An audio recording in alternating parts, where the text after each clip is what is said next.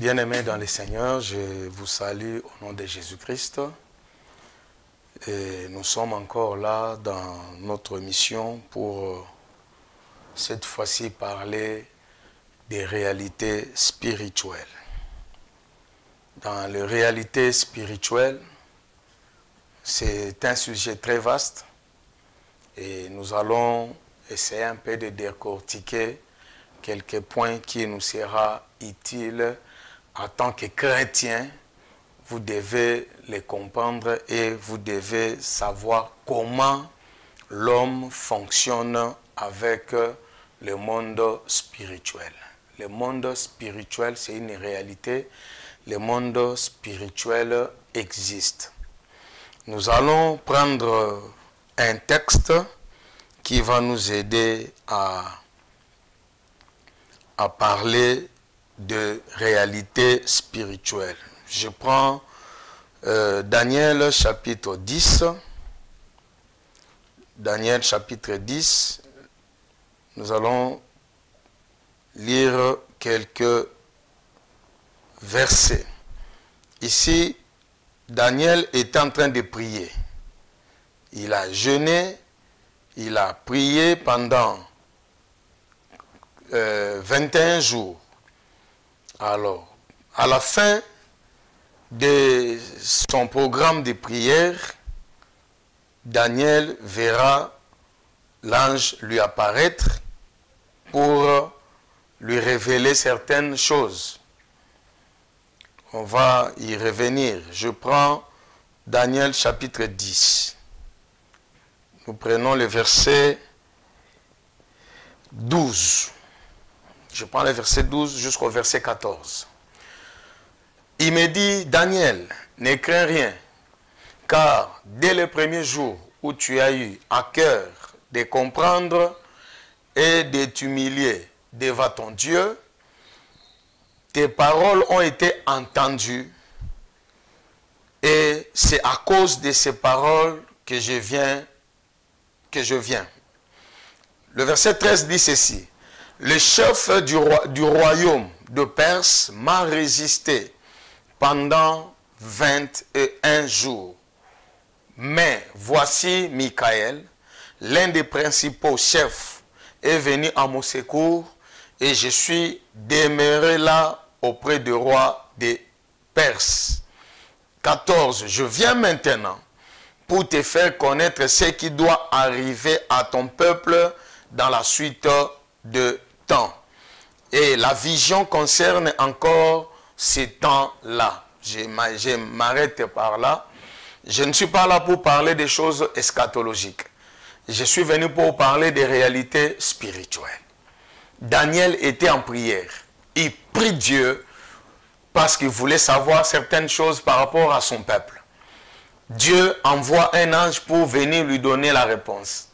Mais pendant 21 jours, Daniel ne savait pas. Lui, il ne faisait que prier pendant 21 jours. Alors que la réponse était déjà là depuis le premier jour. Daniel était dans une confusion quand il entendait ces choses, l'ange en train de lui dire. Alors, c'est pour dire qu'il y a une réalité spirituelle que parfois certains chrétiens ou certaines personnes en général ignorent. Entre nous, les hommes, et Dieu, il y a un monde qui existe au milieu. L'homme, aujourd'hui je vais d'abord expliquer qu'est-ce que l'homme. Je rentre d'abord dans la création. Dieu a créé l'homme. Comment? Nous sommes dans Genèse chapitre 2. Si vous lisez à partir du verset 1 jusqu'en bas, vous descendez précisément au verset 7. La Bible dit, Dieu a pris la poussière de la terre, il a formé l'homme et il a soufflé sur ses narines et l'homme devient une âme vivante. Dans d'autres personnes, dans d'autres versions, par exemple, Darby parle d'une âme vivante, Louis II parle d'un être vivant. Qu'est-ce qu'un homme? L'homme, c'est une âme vivante, c'est-à-dire, il est le mélange de ce qui est physique ou matériel avec ce qui est spirituel. L'homme est spirituel. Parce que nous venons de l'éternité. Nous avons existé avant la création. Quand Dieu dit à Jérémie, avant que tu sois conçu dans le ventre de ta mère, je te connaissais et je t'avais déjà établi prophète. Dieu le dit aussi à Daniel. Je connaissais le nombre de tes jours pendant que tu étais encore dans le ventre de ta mère. C'est-à-dire, nous venons de l'éternité. Nous existons avant la création. Mais sauf que la création nous introduit dans ce monde matériel, dans ce monde physique. Donc, nous devons comprendre une chose. Nous pouvons avoir le corps physique, mais nous fonctionnons dans le surnaturel. Nous fonctionnons comme les esprits. Voilà pourquoi la Bible nous appelle une âme vivante. L'homme a trois parties. Si nous lisons dans 1 Thessaloniciens chapitre 5, verset 23 et le verset 24. La Bible parle de l'homme est composé de l'esprit, l'âme et le corps. Ce n'est pas un hasard que la Bible a disposé ces trois mots de cette manière. Il a commencé par l'esprit, l'âme et le corps. Parce que l'homme est d'abord esprit. Et voilà ce que Job le confirme dans Job chapitre 32, le verset 8. Job dit, en réalité, dans l'homme, c'est l'esprit. Donc nous sommes des esprits, nous les humains. Voilà pourquoi toi, en tant qu'enfant de Dieu, toi, bien-aimé qui est en train de me suivre, ne néglige pas l'aspect spirituel dans ta vie. En dehors des vies que tu as aujourd'hui, il y a encore une autre vie qui t'attend demain.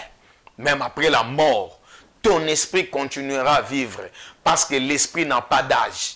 L'esprit a commencé à l'éternité et il finira à l'éternité. Donc, l'esprit, ce qui a l'âge, c'est le corps. Voilà pourquoi on parle de 2 ans, 3 ans, 50 ans. Après, il y a la mort. La mort, là, ce n'est pas la mort de l'esprit. C'est la disparition de l'âme et c'est la mort physique, le corps qui sera détruit. Voilà pourquoi la Bible dit, l'âme qui pêche, c'est celle qui mourra. Ézéchiel chapitre 18. L'âme qui pêche, c'est celle qui mourra. Or, l'âme, c'est quoi? L'âme, c'est le mélange de notre corps, la terre que Dieu avait fabriquée, et l'esprit que Dieu a pris à l'éternité. Il a soufflé, il a mis dans les narines des sables qu'il avait fait, et devient une âme. Et lorsque la personne meurt, l'esprit, Dieu retire l'esprit. Il le remet dans le monde spirituel, il laisse le corps pourrir et l'âme disparaît. Donc l'âme disparaît parce que l'âme, elle est le mélange des corps et de l'esprit. Alors, écoutez maintenant. Daniel, il est dans le monde physique. Il est en train de prier. Il prie. La prière, c'est déjà un acte physique, mais qui entre dans le monde spirituel.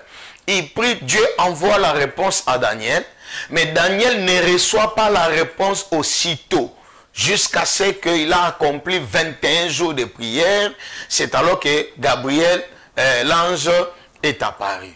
Bien-aimé, toi qui me suis dans cette émission, n'oublie pas que le monde spirituel existe. Les sorciers existent. Les esprits existent. On va parler au long de cette émission où sont les gens qui sont morts. Comment expliquer quelqu'un qui est déjà mort, mais vous priez pour quelqu'un, il parle dans le corps d'une personne alors qu'il est déjà mort. Nous avons des cas comme ça. Nous avons le cas de Samuel dans la Bible.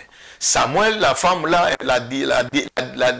la femme là qui faisait la divination, elle a appelé et Samuel est rentré. C'est-à-dire, les morts ne sont pas morts. Ça, c'est une réalité spirituelle que nous devons le retenir. Voilà pourquoi j'ai voulu d'abord expliquer l'homme pour comprendre comment l'homme fonctionne dans le monde spirituel. L'homme a trois parties. Le corps de l'homme lui permet d'être en contact, d'être en communication avec le monde extérieur qui l'entoure par les 5 sens. La vue, l'ouïe, l'odorat, le toucher. Ce sont des choses, les 5 sens qui permettent à l'homme de toucher à ce qui l'entoure. Maintenant, l'homme n'est pas seulement corporel, l'homme est aussi spirituel. C'est par son esprit qu'il atteint le monde spirituel. Voilà pourquoi vous allez remarquer, tu dors, tu fais un rêve, et le matin, pendant la journée, des choses que tu as vues s'accomplissent pendant la journée. C'est pour dire, nous subissons dans le monde ce que nous sommes dans l'esprit. Et lorsque 3 Jean 2 dit, je souhaite que tu prospères à tous égards et que tu sois en bonne santé comme prospère l'état de ton âme. Donc notre âme est invisible, notre âme est spirituelle, mais l'âme subit les réactions, subit les effets, soit qui provient du corps et il fait de l'homme charnel, soit il provient l'influence qui vient de l'esprit de l'homme et l'homme est spirituel. Voilà un peu ce qui caractérise l'homme d'une manière générale. Alors, c'est dans l'esprit de l'homme que Dieu travaille. Lorsque nous sommes nés, on était des êtres vivants ou âmes vivantes. Mais lorsque tu reçois Jésus-Christ comme Seigneur et Sauveur, tu quittes l'étape d'être une âme vivante, tu deviens un esprit vivifiant. C'est ce qui fait la différence entre un païen et un chrétien. Un païen, c'est une âme vivante, tout court. Il a l'esprit, son esprit, esprit avec E minuscule. Mais cet esprit n'a pas de vie. Parce que Christ n'est pas en lui. Mais lorsque tu reçois Jésus-Christ comme Seigneur et Sauveur, Jésus-Christ est la vie. C'est-à-dire, tu donnes la vie à ton esprit qui était dans le corps. Et ton esprit devient maintenant l'esprit vivifiant. Tu deviens un esprit vivifiant. Tu peux vivre maintenant, tu peux communiquer la vie. C'est alors que on t'appellera chrétien. Tu deviens un homme spirituel. Maintenant, tu peux fonctionner dans le monde spirituel. Nous allons parler dans la prochaine émission, nous parlerons des cieux. Comment le monde est subdivisé. Parce que nous avons le monde physique que nous voyons, nous avons le monde spirituel. Le monde spirituel, nous avons 2 mondes, le monde des ténèbres et le monde de la lumière. Là, on va revenir dans une autre émission. Alors, ici, je vais juste préciser que ce que nous vivons sur la terre, nous les recevons d'abord spirituellement. Spirituellement. Voilà pourquoi nous qui vivons dans le monde, mais en réalité, nous ne sommes pas de ce monde. Ça, c'est Jésus. Jésus qui le dit dans Jean 17. Il dit, Père, je ne te prie pas de les ôter du monde. Ils sont dans le monde, ils ne sont pas de ce monde. Que tu sois chrétien, que tu sois païen, sache qu'un jour tu vas passer. Un jour tu vas passer parce que tu n'es pas de ce monde. Alors, notre passage sur la terre nous prépare là où nous allons passer notre éternité.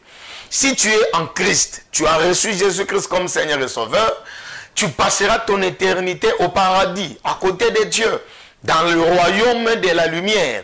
Mais si tu n'as pas reçu Jésus, tu mènes ta vie comme tu mènes, tu passeras aussi ton éternité dans l'enfer, le feu éternel. Voilà toi qui m'écoutes, mon frère, ma soeur, il est temps, pendant que tu es encore vivant, de donner ta vie à Jésus. Tu as besoin de donner ta vie à Jésus. Tu n'as pas été créé pour que tu puisses servir ton corps. Dieu t'a créé pour que tu sois l'image de Dieu. Que tu reflètes la gloire de Dieu sur la terre. Voilà pourquoi, pour le faire, il faut que Jésus-Christ entre en toi. Parce qu'il a dit dans Jean 17, dans Jean 15, vous êtes les sceptres et je suis vous êtes le sceptre. Je suis le vrai sceptre, vous êtes des sarments. Vous devez vous attacher à moi pour que vous puissiez avoir la vie. Voilà, et à la fin, au verset 5, je crois, il dit, sans moi, vous ne pouvez rien faire. Frères, sœurs, le monde spirituel existe. Et nous sommes gérés par le monde spirituel. Tout autour de toi, demain ou après-demain, dans la mission prochaine, nous allons parler de comment le monde spirituel est subdivisé. Et comment nous les chrétiens nous fonctionnons et comment les païens fonctionnent. Voilà, bien-aimés dans le Seigneur, Je suis là pour vous dire que le monde spirituel existe et nous allons parler de certaines réalités spirituelles. Donc, dans Genèse chapitre 2, 7, on nous parle d'un être âme vivant. Tu es âme vivante si tu n'as pas encore reçu Jésus-Christ comme Seigneur et Sauveur. Tu es géré par la chair. Or, la chair te propose tout ce qu'il veut, tout ce qu'il voit tout autour de lui.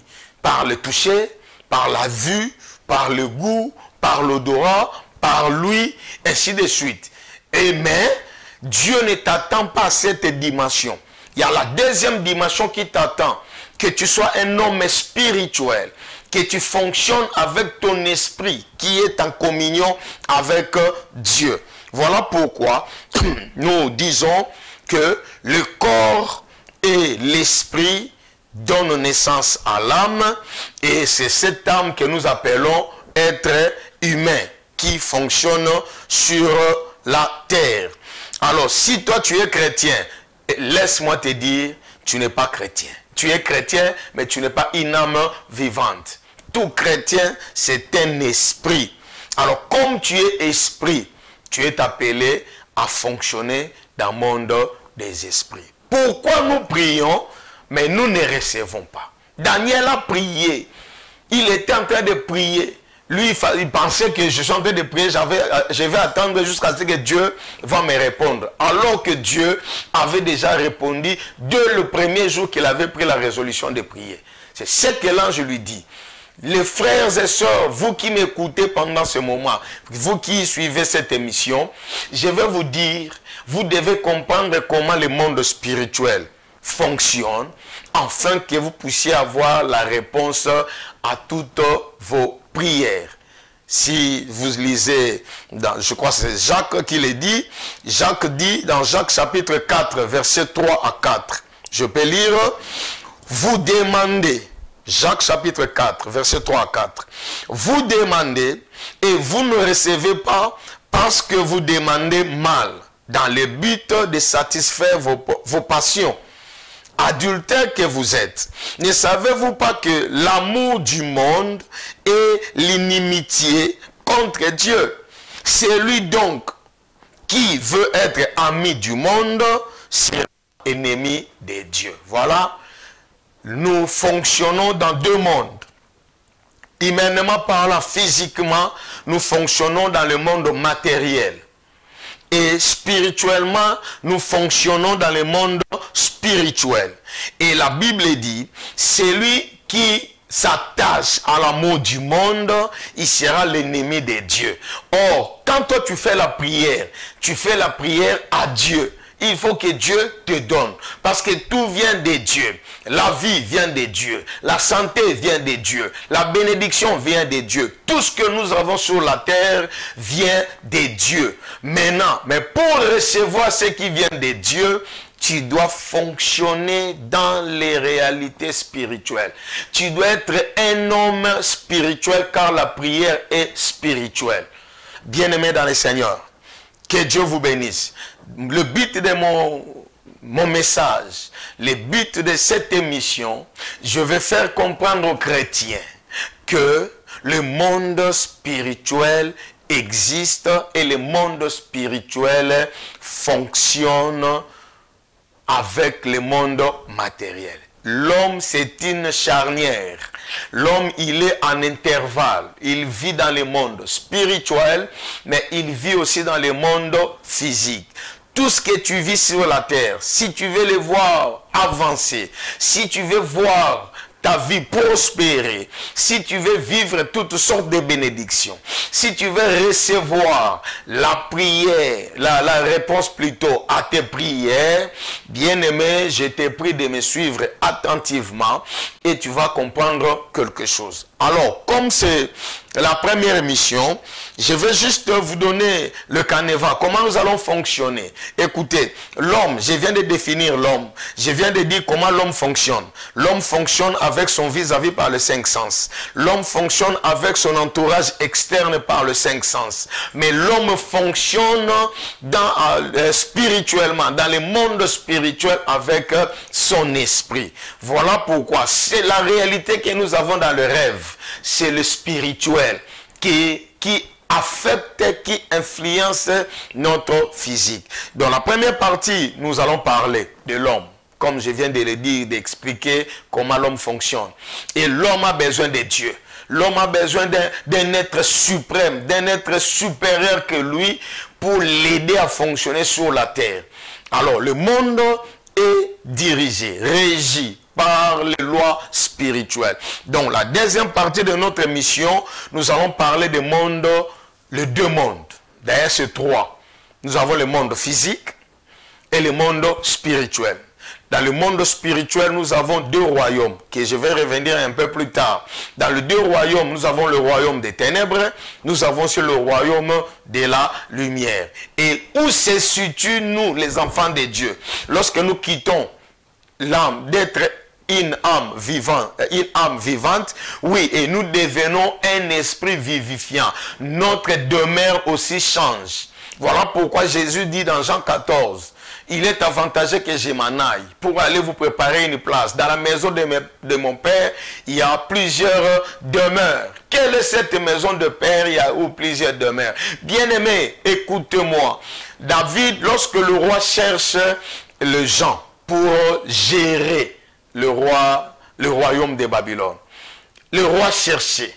Il pose parmi les conditions, il a dit, cherchez-moi les Juifs, les jeunes qui ont le sang royal.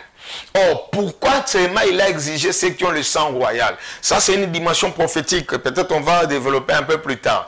Mais lorsque vous lisez en bas, dans le livre de Daniel, la Bible dit, Daniel avait un esprit supérieur qui faisait qu'il dominait ses contemporains. Il dominait tout ce qui était tout autour de lui. Il faisait le travail avec excellence. Pourquoi? Parce qu'il avait un esprit supérieur. Mais à la suite du temps, vous allez voir que David avait un exercice qu'il avait l'habitude de faire, c'est la prière. La prière. David priait le matin. David priait à midi. Et David priait le soir. Bien-aimé dans le Seigneur, la prière c'est une force. La prière c'est une puissance. La prière c'est une clé qui va t'ouvrir des portes que l'argent ne peut pas ouvrir. La prière peut t'ouvrir des portes que les hommes ne peuvent pas ouvrir. La prière peut t'ouvrir des portes où même les parents sont incapables d'ouvrir. Même ton pasteur est incapable d'ouvrir une porte que la prière peut ouvrir. Mais la Bible dit, vous priez, vous ne recevez pas parce que vous demandez mal. Beaucoup de gens, nous prions, nous ne recevons pas parce que nous oublions les lois spirituelles. Le monde est régi des lois spirituelles. Le monde est régi des principes spirituels. Ce sont des lois spirituelles qui produisent des effets sur le monde physique. La bénédiction, une longue vie, dépendent des lois spirituelles. Si vous lisez bien la Bible, on aura le temps de décortiquer, de faire sortir certains principes bibliques qui prouvent que tu ne fais pas bien des choses. Voilà pourquoi tes prières ne sont pas exaucées. Voilà, bien-aimés dans le Seigneur, pour me résumer, aujourd'hui dans notre mission, nous allons parler des réalités spirituelles. Parmi les réalités spirituelles que tu dois retenir, l'homme est spirituel. Tu es un esprit qui était dans l'éternité, que Dieu a pris. Il a mis dans une enveloppe, dans le corps qu'on avait fabriqué avec le sable, avec la poussière de la terre. Et Dieu a pris toi qui étais l'esprit dans l'éternité. Il t'a soufflé dans un corps et tu es devenu une âme vivante. Genèse chapitre 2, verset 7. Tu es devenu une âme vivante. Mais tant que tu n'es pas en Christ, tu n'as pas encore la vie. la vie entrera en toi le jour où tu recevras Jésus-Christ comme Seigneur et Sauveur. Ce jour-là, Christ comme lui, il est la vie. Il vient habiter en toi. Tu deviens le temple de Dieu. C'est alors que tu quittes d'être une âme vivante. Tu deviens un esprit vivifiant. Ça, c'est ce que la Bible nous dit, que nous sommes des esprits vivifiants. Voilà pourquoi n'aimez pas le monde, parce que le monde passera. Aime Dieu, parce que celui qui aime le monde, il sera l'ennemi de Dieu. Mais celui qui aime Dieu, c'est lui-là qui aura la vie. Et si tu veux que tes prières soient exaucées, Daniel qui a prié pendant 21 jours n'a pas reçu l'exaucement, c'est parce qu'il y avait une réalité spirituelle qui était tout autour de lui. Prochainement, on parlera des combats spirituels. C'est une série que je commence aujourd'hui et nous aurons le temps suffisamment de décortiquer beaucoup de choses. Voilà, bien-aimés, que Dieu vous bénisse. Si tu n'as jamais reçu Jésus-Christ dans ta vie, je t'exhorte de le faire. Reçois Jésus dans ta vie comme Seigneur et Sauveur, que tu quittes la dimension charnelle, que tu deviennes un homme spirituel, un esprit vivifiant, afin que tu fonctionnes dans le monde spirituel. Car c'est le spirituel qui dirige, qui gère les physiques. Que Dieu vous bénisse et à la prochaine, nous allons expliquer les différents mondes spirituels. Que mon Dieu vous bénisse, que mon Dieu vous accorde sa grâce, que mon Dieu vous communique la vie. Si tu ne l'as jamais reçu, je t'invite de le recevoir. Il va te toucher et tu vas le recevoir comme ton Seigneur et Sauveur. Merci, que Dieu vous bénisse et à la prochaine émission.